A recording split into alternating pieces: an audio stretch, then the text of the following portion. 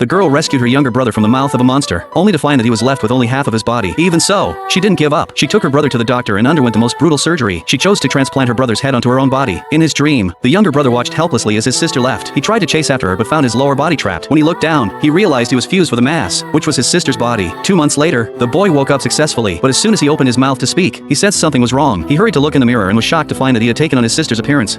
姉ちゃん。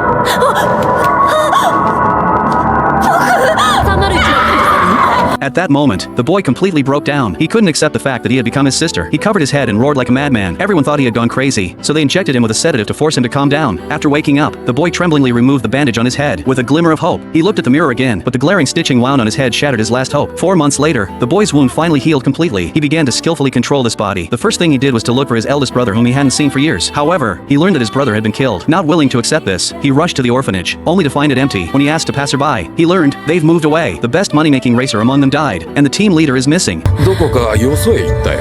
稼ぎ頭だったレーサーが事故で亡くなったり、リーダー格の子が行方不明とかで、いろいろ不幸が重なって、この街でやっていけなくなったんだろうね。Looking at the old photo in the drawer, he became even more convinced that his eldest brother was still alive, and there was also the mysterious doctor. 医者が全部知ってる。ロビンの行方も、姉ちゃんが死んだ理由も。僕が姉ちゃんになって生きてる理由も After that day, she started shuttling between various cities, searching for the whereabouts of her eldest brother and the doctor while accepting commissions to earn bounties to make a living. Until 4 years later, she met another boy, which opened a new chapter in her life.